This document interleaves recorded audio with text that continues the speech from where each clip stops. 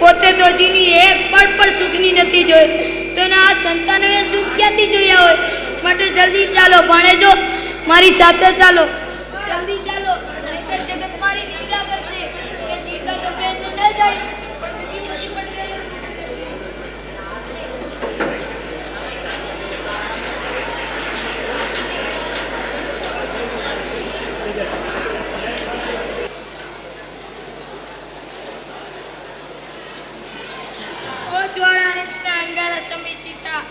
મારી બેનના અંતરના અરમાનોને ભસ્મીભૂત કરતી ચિતા.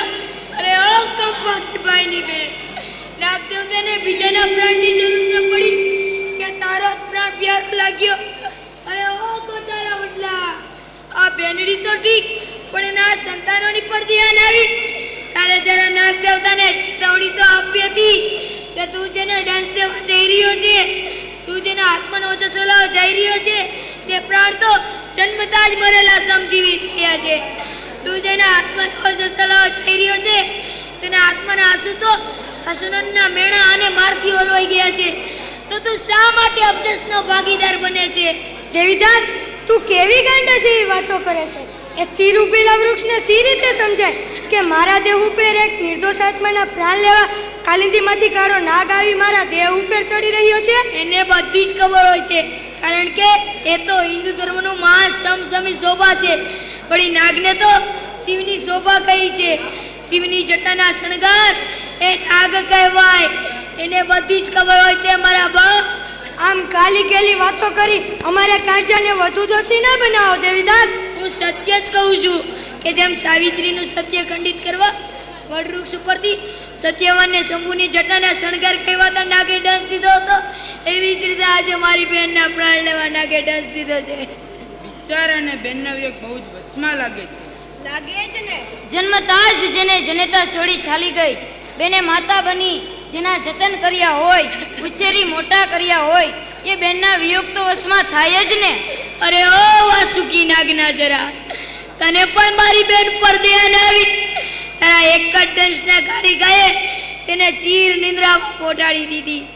અરે ઓ શંભુના શણગાર, જે નાગ શંભુના ગળામાં વીંટળાઈને રહે છે, તેના ગળાને આનંદ આપે ને બીજાના ગળાને ગુગડાઈને મારી નાખી. વારે, આ તારો કેવો ન્યાય છે? ભાઈ, તારી બેનના મોતનું નિયમ તેના ઠેકાણે જ લખાયું હશે, તે સી રીતે મિથ્યા થાય? ત્યાં ન હતા એ વાત સાચી, પરંતુ મારી બેનને આ જગતમાં ક્યાં ડાંચન કરવાના બાકી હતા કે નાગ બાપાએ કાતિલને સુધારી દીધો. જન્મતા જ મા બાપ ગુજરી ગયા. સમાજ વચ્ચે રહેતા એક શ્રીમતને અનાથાશ્રમ બાંધવાનો કોટ જાગ્યો. ત્યાંથી પણ અમને ગાંઠી મૂક્યા.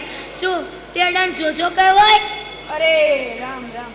એ શ્રીમત ચટે અમને ધક્કા મારી બહાર કાઢ્યા.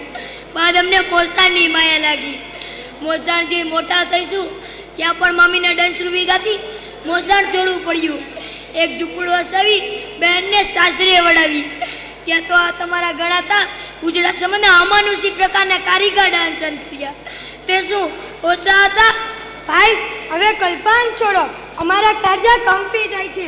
વળી આ નાના નાના બાળકો તમારા આધારથી જ વ્યાકુળ થઈ રહ્યા છે. એ કુમડા કડી જેવા બે ફૂલ જ્યાં ખીલવા માટે તૈયાર થયા, ત્યાં જે છોડના રક્ષા શું? એ જ કે સાસુના ડંકરૂપી મેળા ઓછા હતા કે આજે નાગ બાપાએ કાતિલને જ વધારી દીધો.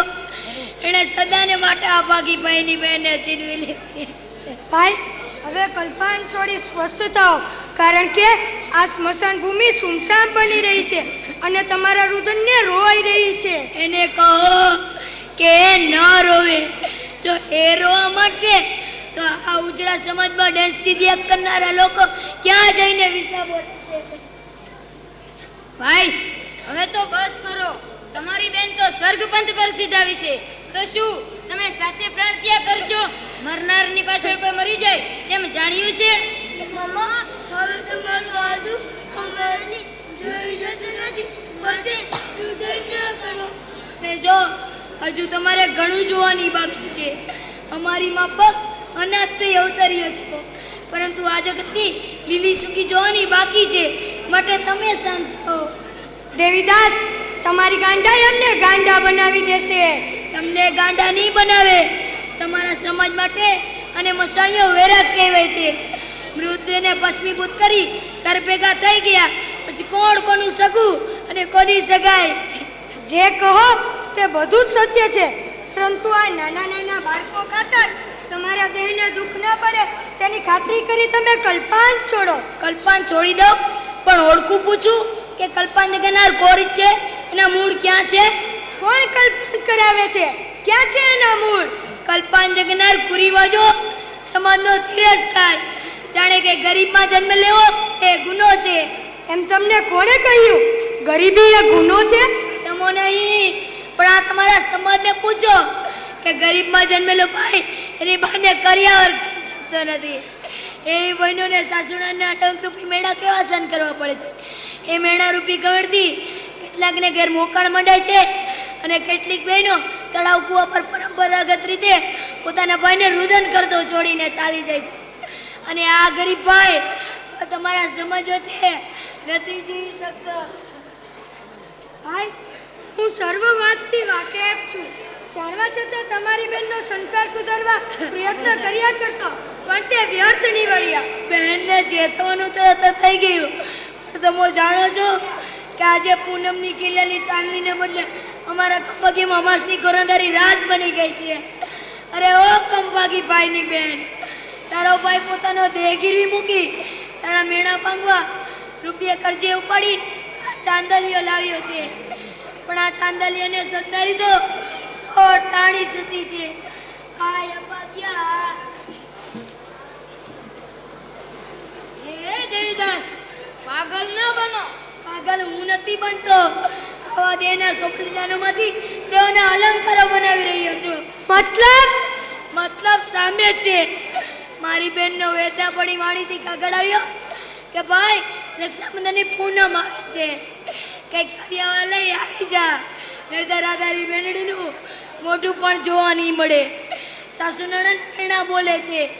એ પત્ર વાંચી હું વેપારીની દુકાને ગયો, પરંતુ લક્ષ્મીના લોભી લક્ષ્મીદાસે મને ઉધાર ન આપતા ધક્કા મારી બહાર કાઢ્યો. પરંતુ એક દયાનો દેવ મને તો માનવી મને મળી ગયો અને રૂપિયા કરજે આપ્યા. એમાંથી આ બધું ખરીદી લાવ્યો.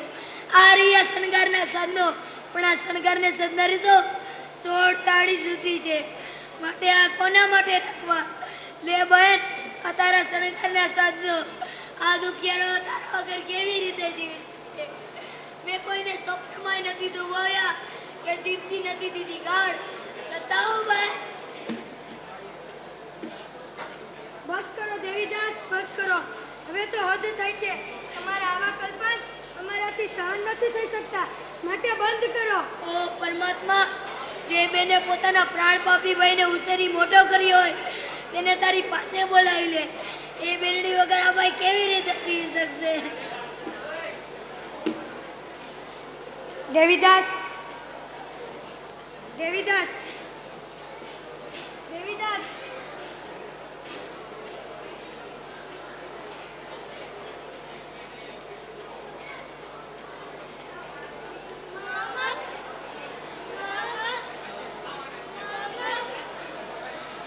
બેટા, તમારા મામા તો સ્વરપંચ પર સીધાવ્યા છે, માટે હવે તમે શાંત થો.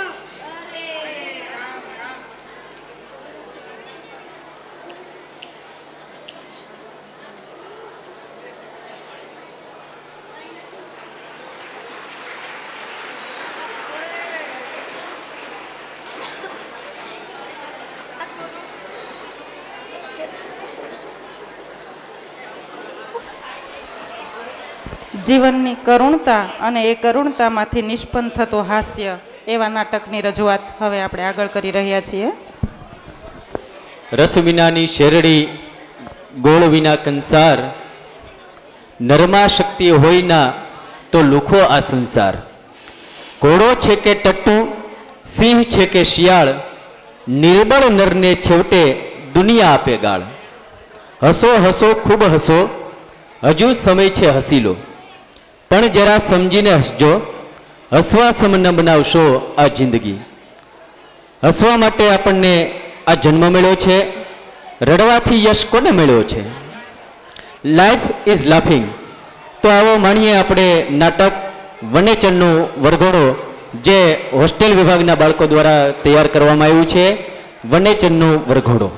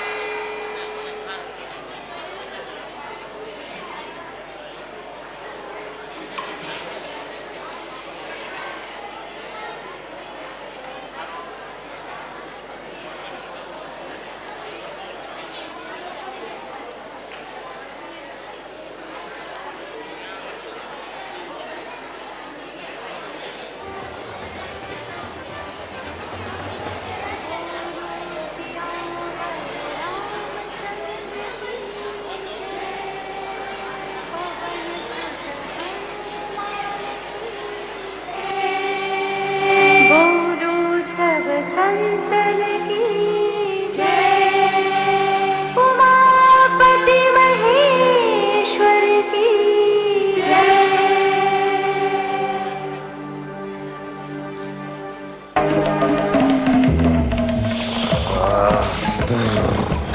કબાકિયા નથી શેખાણી એ ભૂલો બા આ વખતે પંચાયતમાં જે કઈ થાય ને એ હંડુ યાદ રાખજો હો, પાછા ભૂલી નહીં જતા. હું ભૂલી નહીં જતા? આ તો મારું નામ ભૂલાવી દે એવો છે.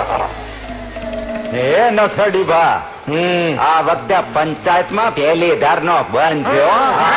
ભલે ભલે એવો મૂંગા બા. હા આ વખતે પંચાયતમાં જે કઈ થાય ને એ બધું બરાબર ઉતારી લેજો. હા લખો લખો ઉતાર્યું લખ્યું.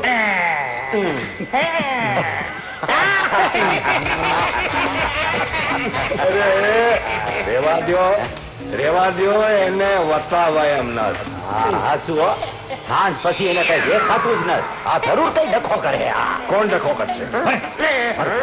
હવે સાંભળો, પાનાચંદ શેઠ એના હંધાય પાના આ વખતે મારી પકડમાં આવ્યા. અરે ઓલા રંગોળાના રાઘવજી જયારે વનેસન ને જોવા આવશે ને ત્યારે એનો એવો ફજેતો થાય, એવો ફજેતો થાય ને કે જોવા જેવી થાય. હા વિકાને સરપંચ થવું છે, સરપંચ.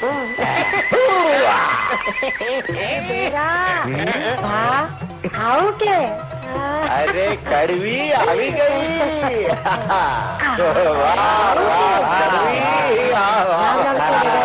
વાહ વાહ કડવી, આ વખતે હું સમાચાર લાવી.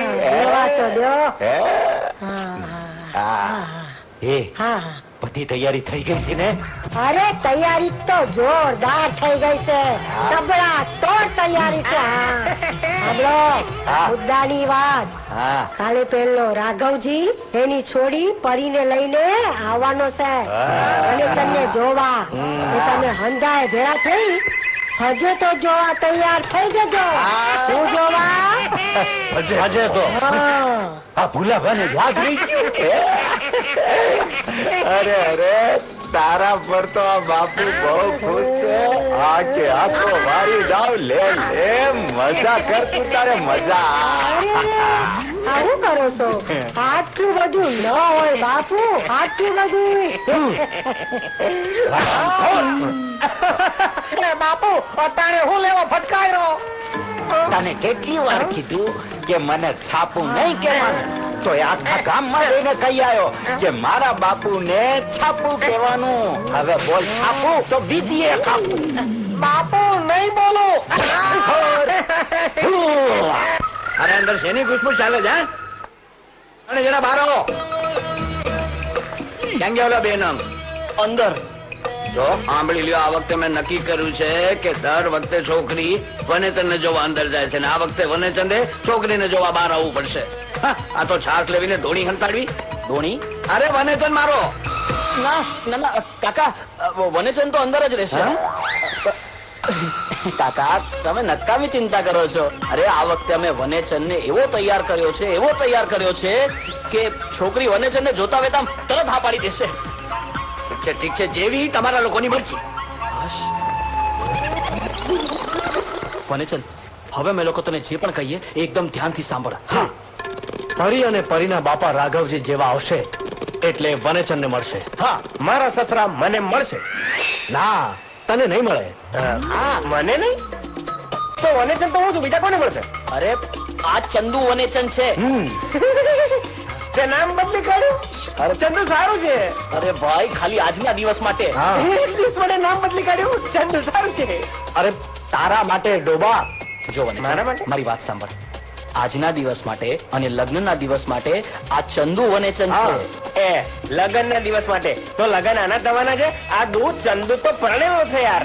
અરે લગ્ન તારા જ થશે ડોબા. એ આ બધું તમે કરો છો ને આ છેતરામણી કહેવાય યાર. અરે જો વનેચંદ, અમને તારા ઉપર પૂરો ભરોસો છે. લગ્ન પછી તું પરીને એટલો બધો પ્રેમ આપીશ કે પરીને તારા માટે કોઈ ફરિયાદ જ નહીં રહે. એટલે હવે ધ્યાનથી સાંભળ. બસ એક પણ શબ્દ બોલતો નહીં. પરી અને પરીના બાપા જેવા રૂમમાં આવે એટલે સંતાઈ જવાનું. ઓકે? ત્રણે સંતાઈ જઈશું, બાપાને નહીં મળીએ. અરે તારે એકલાય સંતાવાનું છે. મને કઈ સમજણ નથી પડતી યાર. અરે યાર ફતું, આને કઈ રીતે સમજાવી આપણે? હમણાં મહેમાનોની ગાડી આવી પહોંચશે યાર, સમજાવવાને. ગાડીમાં આવશે.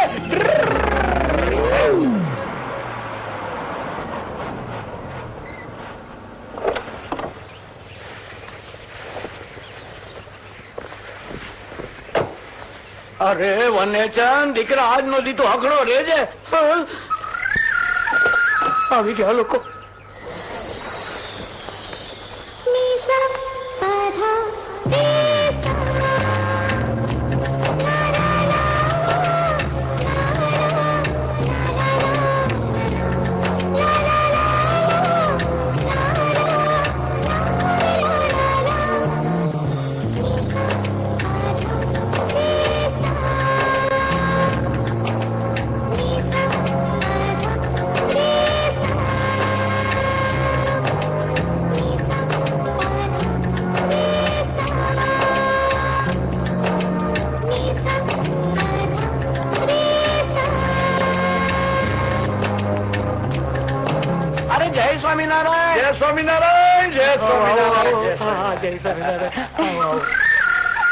અરે નવરાજો તમે બધાય. જયારે વનેચંદને જોવા કોઈ છોકરી આવે ને કે તરત કામ ધંધો છોડીને અમારા ડેલે હાજર થઈ જાવ છો. હાલતા જાવ. ના તમે આવો બેટા. જય સ્વામિનારાયણ. વાહ. બાકી કેવું પણ હો પરાચંદ ભાઈ, ગોમમાં તમારું ને તમારા દીકરાનું શું મોન છે હે? જેવી ગામના લોકોને ખબર પડી કે અમે વનેચંદ માટે આયા છીએ, આખું ગામ અમારું સ્વાગત કરવા માટે ઉમટ્યું હતું. સ્વાગત કરવા નહીં, અમારો તાઇફો જોવો. કોનાચંદભાઈ, શું હાલચાલ છે? બસ. કોનાચંદભાઈ, આ ઘરમાં કોઈ દેખાતું નહીં. કોઈ હોય તો દેખાય ને ઘરમાં. શું એટલે મારા ને વનેચંદ સિવાય બીજું ઘરમાં કોઈ છે જ નહીં ને. તે આ વનેચંદ કુમાર ચો છે? એ એના ઓરડામાં છે. તો બહાર બોલાવો ને. બહાર બોલાવવા જેવો જ નથી ને. શું નહીં, એટલે શું છે કે અમારા ગામમાં રિવાજ છે રાઘવજીભાઈ કે છોકરી વાળા જયારે જોવા આવે ને છોકરાને, ત્યારે છોકરો એના ઓરડામાં જ રહે, છોકરી એના ઓરડામાં જવું પડે. છોકરો બહાર આવે તો શું થાય? છોકરીનો બાપ મરી જાય. શું વાત કરો ભાઈ? નહીં એટલે હવે તો ધીરે ધીરે રિવાજ સુધર્યો છે. બાકી શું વાત કરું, આ મારા વખતમાં હું આ વનેચંદની માને જોવા ગયો હતો ને ત્યારે અમારા સસરા મારા માટે ચા ને નાસ્તો લઈને આવ્યા હતા. બોલો હવે શું ઈચ્છા છે તમારી આ વનેચંદને બહાર બોલાવું? ના એવી કોઈ જરૂર નહીં. એ તો મારી દીકરી પરી છે ને એ જ હશે. બેટા પરી જઈશ ને? પરી જશે, હું બચી જઈશ. વાનેચંદ દીકરા તું તૈયાર છે ને? વાનેચંદ, અરે વનેચંદ તું સાંભળે છે કે નહીં બેટા? વનચંદ હા પાડ. બાપાને કે તું તૈયાર છે એમ. હા પાડ. એ પણ મારે મારા બાપા જોડે લગ્ન નથી કરવા, મારે તો પરી જોડે કરવાના. અરે પણ હું પણ એ જ કહું છું, પણ તારા બાપાને બોલ કે તું તૈયાર છું એમ બોલ. પણ મને એકવાર પરીને જોવો તો દો. અરે યાર, મારું જોવા માટે આખી જિંદગી પડી છે, લગ્ન પછી ધરાઈને જોયા કરશે તારી પરીને. પણ હમણાં હું કહું છું એટલું કર. તું હા પાડ, જલ્દી હા પાડ. હા પાડું. હા પાડ. હા બાપુ તૈયાર છો? મોકલો. મારો વનેચન તૈયાર છે એમ ને? જા બેટા પરી જા, જોઈ આય બેટા જા. બાપુજી પહેલા તમે જોઈ લો ને. હું જોઈ લઉં એટલે તારા મારો જીવ લેવો છે? ના ના બેટા, તું છે ને પેલા જોઈ આય. હું તો જતા જતા છે ને વનેચન નજર તળે નાખતો જઈશ. તું જા બેટા જા. ભલે બાપુજી.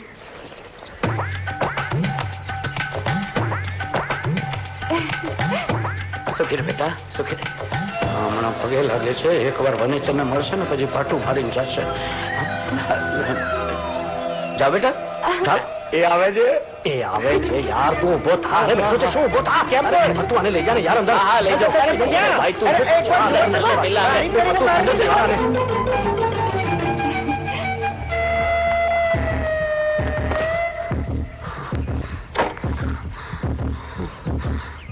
ધબધબ છો સંભળાય છે. બંધ થયું.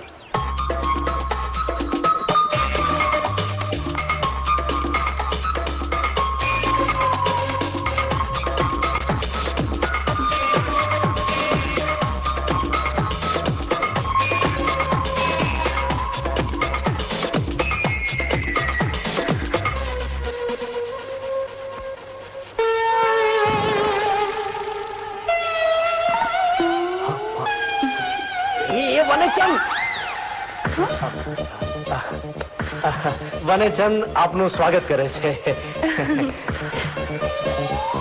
તમે કઈ ટેન્શનમાં છો? ના ના, ટેન્શન તો અંદર છે. એટલે ટેન્શન તો હું બાજુના રૂમમાં મૂકીને આવ્યો છું. તમને ગમું છું? અરે તમે તો ટનો ટન છો. શું કીધું? તમારું સૌંદર્ય એકદમ ટના ટન છે.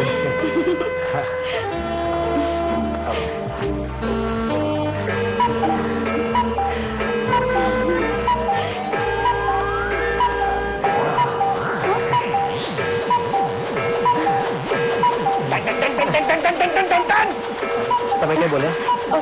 ના, કદાચ હું જ બોલ્યો હોઈશ.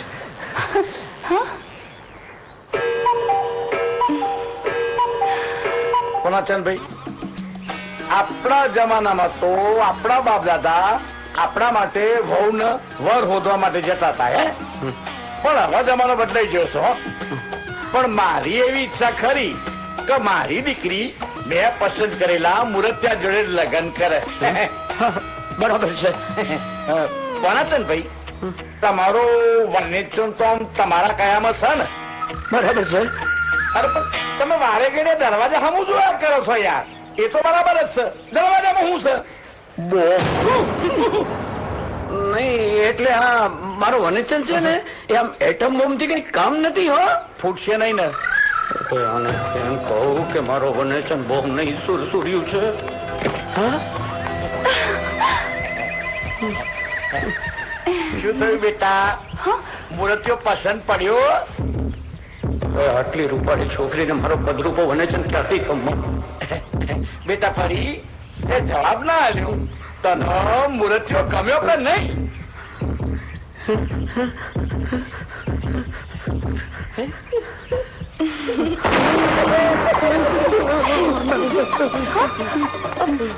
કોનાચંદભાઈ, કોનાચંદભાઈ તમને શું થાય છે? નહીં રાઘવજી, શું છે કે લોકોને છે ને હરણના આંસુ આવતા હોય છે. મને છે ને આમ ખુશીના આંચકા આવી રહ્યા છે. તો થાય વાંધો નહીં. હું શું કઉ છું રાઘવજી છે, તમારી દીકરીને ચશ્માના નંબર વધી તો નથી ગયા ને? બોલાચંદભાઈ, તમે ચશ્માના નંબરની ચો વાત કરો છો? મારી દીકરીને તો આખે નંબર જ નહીં. પોનાચંદભાઈ ગોરદાણા ખવડાવો, ગોરદાણા. કોઈ પણ દાણા તો ખવડાવું, પણ હું શું કઉ છું રાઘવજી શેઠ, તમે એકવાર મારા વનેચરને જોઈ લો તો સારું. હું હમણાં જ બોલાવું છું વનેચન ગોળા થઈ ગયા છો તમારા મને મારી નાખો છે અરે હું અંદર જઈને જાતે જ જઈને જમાઈને મળી આવું છું